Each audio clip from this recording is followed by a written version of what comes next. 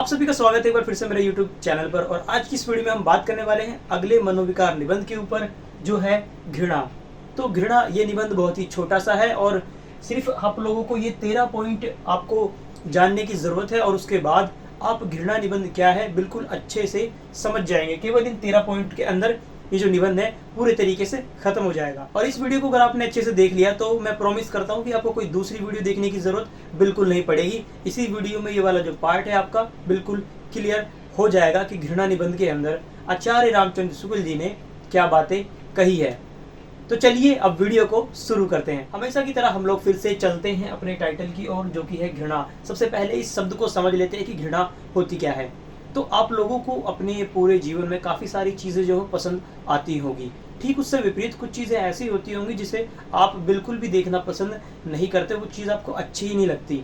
तो जो चीज़ हमें अच्छी नहीं लगती, ठीक है, उनसे हम क्या है दूरी बनाए रखते हैं और उससे कोशिश करते हैं कि हम उसके करीब ना जाए या फिर वो चीज़ हमारे पास ना आए। तो उसी को हम घृणा कहते हैं कि जो वस्तु में पसंद ना हो उससे हम दूरी बनाना चाहते हैं, उसी को हम कहते हैं घृणा। नॉर्मल शब्दों में यह है परिभाषा घृणा की। इस घृणा को अच्छे से समझाने के लिए आचार्य रामचंद्र शुक्ल जी ने इसके 2 विभाग कर दिए, जिसे मैंने यहाँ पर 2 प्रकार के रूप में लिखा है। पहला पॉइंट तो आपको क्लियर हो गया कि घृणा क्या है। दूसरा पॉइंट है इसके 2 विभाग, इसके 2 प्रकार। सबसे पहली जो हम बात करेंगे वो है स्थूल घृणा की।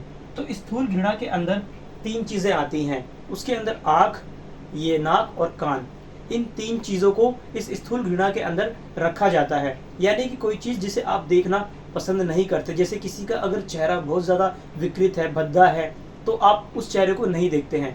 ठीक इसी प्रकार से अगर कोई जगह बहुत ज़्यादा गंदी है, अगर आप किसी कूड़े करकट की जगह से निकल रहे हैं तो वहाँ पर आप अपनी नाक क्या है बंद कर लेते हैं, उस स्मेल को आप नहीं इनहेल करना चाहते। ठीक इसी प्रकार से अगर कोई व्यक्ति बहुत ज़्यादा बद्दी गालियाँ दे रहा है तो आप सुनना नहीं चाहते, कान बंद कर लेते हैं। या फिर कोई व्यक्ति खराटे मार रहा हो बहुत तेज तो अपने कान क्या है आप लोग बंद कर लेते हैं। तो इस प्रकार की ये जो मैंने आपको बताई, जो चीज़ें आपको अच्छी नहीं लगती उसे हम इस तरीके से हम बचते हैं।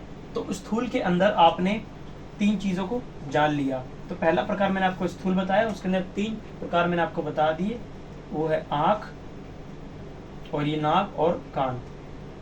हाँ, ड्राइंग मेरी पहले अच्छी थी, अब बेकार हो गई है, पर कोई नहीं, आप समझ रहे होंगे, ठीक है। हाँ, मिटाई देता हूँ। अब चलते हैं घृणा के दूसरे प्रकार की ओर। दूसरा प्रकार जो घृणा का होता है वो होता है मानसिक क्रिया को आप ऐसे समझ सकते हैं कि हम लोग खुद ही ये ऐसा कुछ क्रिएट करते हैं अपने माइंड में कि मुझे ये चीज़ पसंद नहीं है। वो चीज़ बेशक किसी और को पसंद हो सकती है, पर लेकिन आपको किसी रीज़न की वजह से वो चीज़ पसंद नहीं आती, क्योंकि इसमें आपकी रुचि मैटर करती है। ठीक इसमें एक इसी मानसिक के अंदर दूसरा रोल और निभाता है, वो है आपकी शिक्षा, कि आपको किस प्रकार की शिक्षा मिली है, आपको क्या सिखाया गया है कि कैसे कैसे रहना चाहिए, क्या क्या चीज़ें जो है करने लायक होती है आपके अनुसार। तो वो भी चीज़ मैटर करती है कि आपको क्या चीज़ पसंद आएगी और क्या चीज़ पसंद नहीं आएगी। तो इसमें भी आप मैटर करता है कि घृणा आप किस वस्तुओं से करेंगे और किस वस्तु से नहीं करेंगे। तो दूसरा तो हो गया मानसिक, ठीक है। तो आप घृणा के 2 प्रकार को आप अच्छे से समझ गए होंगे। इस वाले पॉइंट को हम आगे और समझेंगे। अभी हम चलते हैं अपने नेक्स्ट पॉइंट की ओर। तो मनोविकार के 2 प्रकार होते हैं, इसको हम बाद में समझेंगे। अभी हम पहले घृणा को और अच्छे से समझ लेते हैं। इसे घृणा को समझाने के लिए आचार्य रामचंद्र शुक्ल जी ने घृणा को काफ़ी जो दूसरे भावनाएं थी उनके साथ इन्हें कंपेयर किया है। तो फॉर एग्जाम्पल के लिए जो चौथा पॉइंट मैंने यहाँ पर लिख रखा है, तो उसमें शुक्ल जी ने क्रोध को करुणा के साथ इन दोनों को बताया है कि क्रोध क्या होता है, करुणा क्या होता है। तो इससे आपको अंतर पता चलेगा और समझ में आएंगे कि दोनों चीज़ें है क्या। जब आपको किसी व्यक्ति से घृणा होती है तो आप उससे दूर जाते हैं, आप उससे मुंह नहीं लगाते, उससे कुछ बात नहीं करते, बस कोशिश करते हैं कि उससे थोड़ा सा दूर हट जाएं। फॉर एग्जाम्पल, अगर किसी व्यक्ति के दांत बहुत ज़्यादा पीले हैं तो आप जब उसे देखते हैं तो आप दूरी बनाते हैं उस इंसान से, ठीक है। ठीक इसी प्रकार से होली वाले दिन अगर कोई व्यक्ति बहुत ज़्यादा गाली गलौज करता है तो आप क्या करते हैं, उससे दूर हट जाते हैं, वहाँ से दूर चले जाते हैं। क्रोध के अंदर व्यक्ति क्या करता है, देखिए, जिस पर आपको क्रोध आएगा आप चाहते हैं कि उस व्यक्ति को मैं किसी ना किसी तरीके से हानि पहुंचाऊं, तो आप उस व्यक्ति से किसी ना किसी तरीके से टकराना चाहते हैं, आप उसको कष्ट पहुंचाना चाहते हैं क्रोध के अंदर। जबकि घृणा के अंदर आप जो है इस तरीके से उस व्यक्ति से जाकर के नहीं टकराते, उससे दूरी बना लेते हैं। तो ये इन दोनों के बीच का एक महत्वपूर्ण अंतर है। जो एग्जाम्पल मैंने आपको पीले दांत वाले अगर दिए, अगर वही व्यक्ति बार बार आपके सामने आ रहा है अपने पीले दांत को लेकर के, आप उससे दूर हट रहे हैं, वो फिर आपके पास आ जा रहा है, आप फिर कहीं और जा रहे हो, फिर आ जा रहा है, तो ऐसे में क्या होगा, अब आपको उसके ऊपर घृणा जो थी वो क्रोध में परिवर्तित हो जाएगी और उसके ऊपर गुस्सा आएगा। तो हो सकता है ऐसे में आप उसको 2-3 थप्पड़ या घूंसे भी धर दें। किसी प्रकार से जो दूसरा एग्जाम्पल मैंने आपको दिया होली वाला, अगर वो व्यक्ति गाली दे रहा है, आप उससे दूर हट गए, परंतु वो फिर से क्या कर रहा है, आपके पास आ गया और फिर गाली देने लग जा रहा है, मतलब आपके पास आकर ही वो गाली दे रहा है बार बार, तो आप नो डाउट आपको उस पर गुस्सा आएगा और आप उससे लड़ेंगे, उससे हानि पहुंचाने की भी कोशिश करेंगे। तो आप इससे समझ रहे होंगे कि क्रोध क्या है और जो दूसरा मैंने आपको बताया घृणा क्या है। तो ये था क्रोध और घृणा के बीच में अंतर। इससे आप घृणा को और अच्छे से समझ गए होंगे। अगले पॉइंट की ओर अगर मैं बढ़ूं तो अगला है घृणा और साधु। तो इस वाले पॉइंट के अंदर मेन बात क्या है कि साधुओं को जिन व्यक्तियों से घृणा होती है, नॉर्मली जो सामान्य व्यक्ति होते हैं वो उस लेवल पर गुस्सा कर रहे होते हैं। एग्जाम्पल के लिए अगर साधु के सामने कोई व्यक्ति गाली बकेगा या उसे एक पल के लिए मारता भी है, तो साधु का दिल थोड़ा सा बड़ा होता है, वो उन्हें माफ़ कर देते हैं कि कोई बात नहीं, जाओ।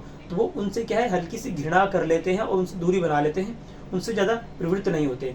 परंतु नॉर्मली जो व्यक्ति होता है वो साधु व्यक्ति अगर ना हो तो साधु के लिए जो विषय करुणा का था, नॉर्मल व्यक्ति के लिए वो विषय क्रोध का होता है। अगर किसी नॉर्मल व्यक्ति का गाली बक दे या मार दे तो वो व्यक्ति आपसे बहुत ज़्यादा गुस्सा हो जाएगा और लड़ेगा, पर साधु के साथ ऐसा नहीं होता। तो यहाँ पर एक बात आपको पता लग रही होगी कि व्यक्ति व्यक्ति पर निर्भर करता है कि उसे किस चीज़ से घृणा होगी और किस चीज़ पर उसे क्रोध आएगा। तो ये अलग अलग व्यक्तियों के साथ अलग अलग रहता है। ये वाली बात आगे और आएगी। ये मैं बात क्यों बोल रहा हूँ कि वाली बातें और आगे आएगी, क्योंकि ये जो पूरा निबंध है एक दूसरे से क्या है, इंटर रिलेटेड ही है। तो सारी बातें एक दूसरे से जुड़ेंगी। अलग अलग इसलिए लिख दिया ताकि आपको समझने में आसानी हो और आप इसे मेमोराइज भी कर पाए। तो अगले पॉइंट की ओर बढ़ते हैं। अगला पॉइंट है घृणा के स्थूल विषय। स्थूल विषय मतलब एक तरीके से स्थायी, मतलब कि कुछ ऐसे विषय जो अगर आपके सामने आ जाए तो आपको उनसे घृणा होती ही है। तो ये जो नॉर्मली जो मैं विषय बताऊंगा कि वो कौन कौन से विषय हैं जिसे हर व्यक्ति को घृणा होती है, ये शायद आपको भी पता होगा। कि कोई अगर सामान्य सा व्यक्ति है, हम मान के चले कि इसे किन किन चीज़ों से घृणा होगी, समाज में जो नॉर्मली जो चीज़ें मानी जाती है। किताब के अंदर हमारे एग्जाम्पल आया है मदिरा पान करने का, कि कोई अगर शराब पीता है तो लोग क्या है उस व्यक्ति से घृणा करते हैं, स्पेशली वो लोग जो शराब नहीं पीते या फिर वह उस जगह पर जिस समाज में माना जाता है कि शराब पीना अच्छा नहीं है। तो नॉर्मली तो शराब पीना अच्छा नहीं माना जाता, तो इसलिए इस विषय को हम क्या मानते हैं कि घृणा का यह स्थूल विषय है कि अगर कोई व्यक्ति ये करता है तो उसके प्रति घृणा तो आएगी ही आएगी।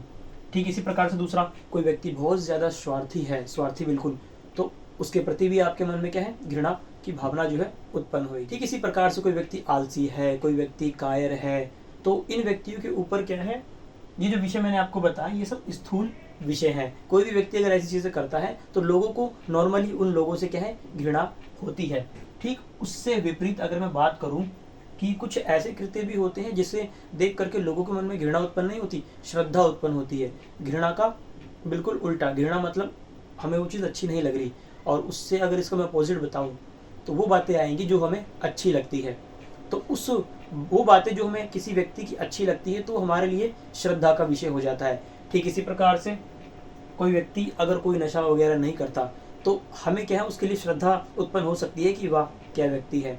ठीक इसी तरीके से कोई व्यक्ति अगर सत्य बोलता है, ठीक इसी प्रकार से कोई व्यक्ति जो स्वार्थी नहीं है, लोगों के हित के बारे में सोचता है, तो ऐसे व्यक्ति को देख करके हमारे मन में श्रद्धा का भाव उत्पन्न होता है, हमारी उसके प्रति क्या है, श्रद्धा बढ़ जाती है, तो हम उस व्यक्ति को बहुत ज़्यादा सम्मान देने लगते हैं। तो ये तो हो गए दो विषय, श्रद्धा के मैंने स्थूल विषय बता दिए और उससे विपरीत मैं भाव ये भी बता दिया श्रद्धा के विषय, जो श्रद्धा मतलब घृणा से विपरीत वाला भाव। अब अगला जो विषय है वो है घृणा के विषय में मतभेद। ये वाला पॉइंट मैंने आपको थोड़ा सा पहले भी बताया था कि हर व्यक्ति के लिए घृणा का विषय अलग अलग हो सकता है। ये डिपेंड करता है कि उन्होंने उस जो भी जिससे भी उन्हें घृणा हो रही है या होनी चाहिए उसके विषय में उनके मन में क्या चल रहा है या उसके बारे में वो क्या सोचते हैं। इस निबंध के अंदर ही एक एग्जाम्पल आता है कि जब निषाद भरत को श्री राम के पास आते हुए देखते हैं सेना के साथ, तो उन्हें लगता है कि वो श्री राम को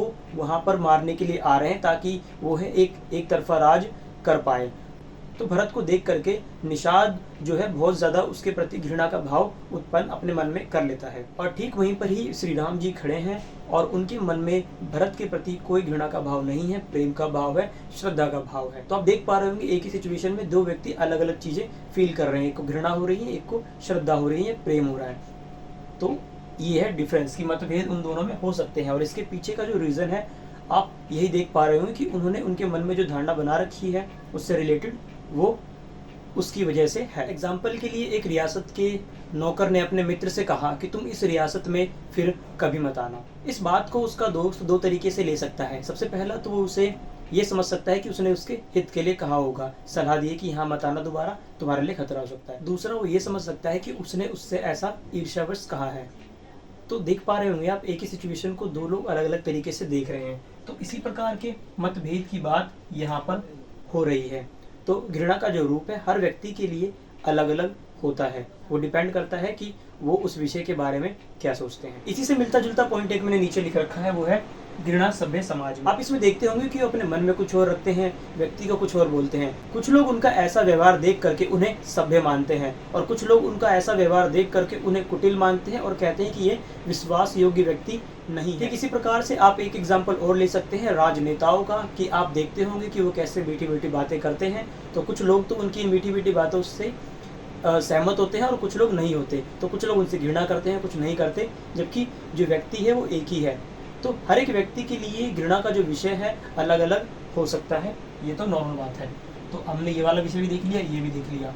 तो एक चीज़ और यहाँ पर और है, घृणा और आरोप, जो मैंने पॉइंट बनाया है। इस घृणा और आरोप वाले पॉइंट के अंदर एक एग्जाम्पल से वो समझाते हैं कि जैसे ईसाई लोग मूर्ति पूजा को क्या है, सही नहीं मानते। तो जो मूर्ति पूजा वो जो लोग करते हैं वो सोचते हैं कि ईसाई लोग क्या है, मूर्ति पूजा के विरुद्ध हैं और उसके बारे में अच्छा नहीं बोलते। तो शुक्ल जी कहते हैं पर असल में वजह क्या है, कुछ दूसरी है, ये आरोप है उनके ऊपर, परंतु रियलिटी में ऐसा नहीं है। निबंध में बताते हैं कि वो लोग उनसे घृणा इसलिए करते हैं क्योंकि उन्हें ऐसा लगता है कि जिस व्यक्ति ने ये पूरा संसार बनाया है, ईसाई लोगों को ऐसा लगता है कि हमारे प्रभु ने ये सारा संसार बनाया है, तो उनके प्रति हम क्या है, कृतज्ञ नहीं होते, हम उसे नहीं मान रहे हैं। तो इसलिए वो लोग क्या है, इन चीज़ों का विरोध करते हैं। असल वजह ये है कि हम उनके प्रभु को नहीं मानते। तो इस प्रकार का कुछ एग्जाम्पल निबंध के अंदर है। आप जब इसे खुद पढ़ेंगे तो आपको और भी अच्छे से समझ में आ जाएगा। अभी हम आगे चलते हैं। तो 11वां जो पॉइंट है वो है शुद्ध घृणा। जहाँ पर व्यक्ति को शुद्ध घृणा होती है, किसी चीज़ से बिल्कुल पसंद नहीं होती, वहाँ उस व्यक्ति को उससे दूर हटने के लिए कुछ करना नहीं पड़ता। वो ऑटोमेटिकली क्या है, उससे दूर हट जाता है। कोई प्रयत्न करने की उसे आवश्यकता नहीं पड़ती। उसे कोई चीज़ बेकार लगी तुरंत हट जाएगा अपने आप, बिना किसी प्रयत्न के। अब चलते हैं अगले पॉइंट की ओर। अगला जो पॉइंट है वो है घृणा और भय। इसे आप इस तरीके से समझिए कि अगर कोई चीज़ आपको अच्छी नहीं लगती तो आप उससे क्या है, घृणा करते हैं, उससे दूर चले जाते हैं डायरेक्टली। और ये चीज़ अच्छी लगी, दूर चली गई। और दूसरा जो पॉइंट होता है वो है भय। ये दोनों क्या है, अलग अलग है। किसी चीज़ यानी कि कोई चीज़ अगर आपके पास आए तो आपको क्या है, मान लो कोई चीज़ आपको पसंद नहीं है, पर आपको पता है कि अगर वो जो वस्तु है अगर मेरे पास यहाँ पर आए तो मुझे वो अच्छा बिल्कुल भी नहीं लगेगा। तो ये क्या आपके मन के अंदर भय है कि वो अगर इधर आ गया तो वो व्यक्ति मेरे को बिल्कुल पसंद नहीं है, उससे घृणा है, वो ना ही आए। तो ये क्या है, उसके आने पर आपको भय उत्पन्न हो रहा है। ठीक है, तो ये वाला जो भाव है और ये जो है घृणा का, ये दोनों अलग अलग है। आपको घृणा डायरेक्ट होती है, आप उससे दूर जाते हैं, परंतु एक होता है केवल उसकी कल्पना, कि आपने कल्पना करी है कि वो व्यक्ति आएगा तो मेरे को बेकार लगेगा। तो शुक्ल जी कहते हैं इन दोनों चीज़ों को हमें अलग अलग मानना चाहिए। इसी पॉइंट को वो एक लाइन में बताते हैं कि इसे हम कहेंगे घृणा लगने का भय। तो ये हो गया भय वाला पॉइंट। अब इस लास्ट के और 13वें पॉइंट को समझने से पहले हम मनोविकार के दो प्रकारों को समझ लेते हैं। कि मनोविकार मैंने आपको बताया था कि भावनाएं होती हैं, तो उन भावनाओं को हम दो भागों में बांट सकते हैं। सबसे पहला वो कहते हैं प्रेष्य भावना, दूसरा है अप्रेष्य भावना। तो प्रेष्य भावना वो भावनाएं होती हैं कि जैसे कि अगर ये भावना जब भी आएंगी एक व्यक्ति के अंदर, अगर कोई वो भावना प्रेष्य भावना आई, जैसे क्रोध, घृणा और प्रेम, ये 3 प्रकार की होती हैं, तो वो क्या करती है कि दूसरे व्यक्ति के अंदर भी सेम वही वाली भावना आ जाती है और दोनों एक दूसरे को मिल करके उस भावनाओं को और ऊंचाई तक पहुंचाते हैं और बढ़ाते हैं। जैसे क्रोध, अगर एक व्यक्ति के क्रोधित है तो दूसरा व्यक्ति उसे देख के क्रोधित हो जाएगा और वो उसे और क्रोधित देख करके वो भी और क्रोधित होगा। तो इस प्रकार से जो ये भावना है ये बढ़ती रहती है। तो प्रेष्य भावनाएं वे भावनाएं होती हैं जो एक दूसरे की भावनाओं को बहुत ज़्यादा बढ़ाती है। तो घृणा भी उसी के अंदर आती है, उसी भावना के अंदर। तो इसलिए शुक्ल जी कहते हैं कि हमें इस घृणा से बचना चाहिए, कि सोच समझ के किसी व्यक्ति से घृणा करनी चाहिए, क्योंकि अगर हम किसी व्यक्ति से घृणा करेंगे तो वो भी क्या है, हमसे घृणा करेगा, और ऐसे में उस व्यक्ति से जो लाभ हमें मिलने वाला था वो मिलना बंद हो जाएगा। तो स्पेशली वो कहते हैं घृणा करते समय हमें इस बात का ध्यान रखना चाहिए, क्योंकि घृणा एक प्रेष्य भावना है। ठीक उससे विपरीत अप्रेष्य भावना है, जहाँ पर अगर आपके मन में कोई भाव उत्पन्न हुआ है, सेम भाव दूसरे व्यक्ति के मन में उत्पन्न नहीं होगा, उससे विपरीत होगा। एग्जाम्पल के लिए, जैसे अगर आपको भय लग रहा है किसी व्यक्ति से, मान लेते हैं कि दो व्यक्ति हैं, एक मैंने यहाँ बना दिया, एक यहाँ बना दिया, ये आप है, ठीक है। आपको क्या लग रहा है, भय लग रहा है इस व्यक्ति से। अब आपका भय देख करके ये व्यक्ति भयभीत नहीं होगा, ठीक है, जैसा कि ऊपर हो रहा था, क्रोध को देख के क्रोध हो जा रहा था, तो ये व्यक्ति इधर क्या होगा, आपका भय देख करके इसके मन में, अगर आप किसी व्यक्ति के मन में डर देखेंगे तो आपके मन में कौन सी फीलिंग उठेगी, भाव दया की, है ना। तो सेम वही भावना इसके मन में उठेगी, वो आ जाएगी यहाँ पर दया की भावना। तो आपने देखा भय से दया की भावना उत्पन्न हो रही है, दूसरे व्यक्ति में सेम नहीं हुई। तो इसी को शुक्ल जी कहते हैं कि इस प्रकार के मनोभावों को हम अप्रेष्य मनोभाव कहते हैं, कि इसके मन में तो भय है परंतु दूसरे व्यक्ति के अंदर यह भय दया उत्पन्न करने का कारण बनता है। ठीक इसी प्रकार से बाकी के भावों को भी आप समझ सकते हैं कि अगर मेरे मन में दया का भाव है, तो कोई व्यक्ति अगर दया का भाव मेरे अंदर देखेगा तो वो व्यक्ति क्या है, उसके मन में कौन सा भाव उत्पन्न होगा। एग्जाम्पल, आप इसको थोड़ा सा सोच करके देखिए, आप खुद जवाब दे पाएंगे। इसका जवाब मैं नहीं दूंगा, इसका जवाब आप खुद देंगे। आपका एक मित्र है, वो आपके ऊपर दया कर रहा है, तो अब आपके मन में कौन सी भावना उत्पन्न होगी, क्या आप भी उसके ऊपर दया करेंगे? नहीं। आपके मन में कौन सा भाव आएगा, श्रद्धा का, मतलब उसके प्रति आपका सम्मान बढ़ जाएगा, कि आपके दुख को देख करके आप पे दया दिखा रहे हैं, तो क्या, तो श्रद्धा का भाव उत्पन्न होता है। तो जो व्यक्ति हम पर दया करता है उसके प्रति श्रद्धा का भाव उत्पन्न होता है। इसी प्रकार से अगर आपका मित्र ईर्ष्या करता है आपसे, अगर आपको भाव पता लगा कि उसके मन में मेरे प्रति ईर्ष्या है, तो आपके मन में जो भाव उत्पन्न होगा वो आप करेंगे, उससे घृणा करने लगेंगे, उसे पसंद नहीं करेंगे कि ये तो मेरे से जल रहा है। तो ठीक ईर्ष्या का भाव क्या है, डायरेक्ट आपके मन में उत्पन्न नहीं होता, कोई दूसरा ही भाव उत्पन्न हो जाता है। तो इस प्रकार के भावों को हम कहते हैं अप्रेष्य भावना, जहाँ पर एक भावना दूसरी भावनाओं को उत्पन्न करती है, उसे बढ़ाती नहीं है, अलग अलग करके कर देती है।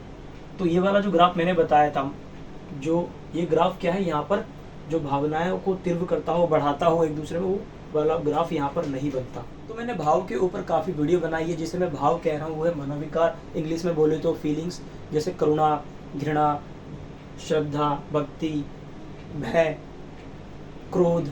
क्रोध पे भी मैंने वीडियो बनाई नहीं है, आगे आने वाले टाइम पर बनाऊंगा। ईर्ष्या पे भी बनाई नहीं है, बनाऊंगा।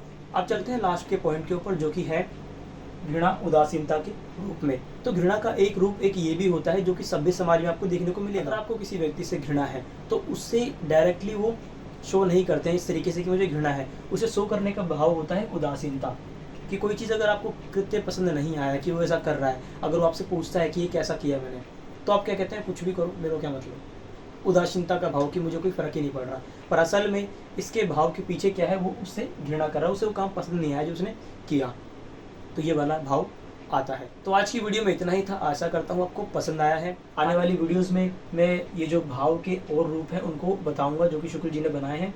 अगला जो विषय होगा या तो ईर्ष्या होगा या क्रोध होगा, इन्हीं में से कोई होगा। बाकी पर तो हमने दया, श्रद्धा, घृणा, प्रेम, इन सब पर बात कर ली है। अगर आपने उन वीडियोस को नहीं देखा है तो जा करके ज़रूर देख लेना, और इस वीडियो को लाइक करना मत भूलना, और अपने दोस्तों के साथ इस वीडियो को शेयर जरूर करना। चैनल पर नए हो तो सब्सक्राइब जरूर कर लो, ऐसे ही मज़ेदार वीडियोस बना करके मैं आप लोगों के सामने लाता रहता हूँ।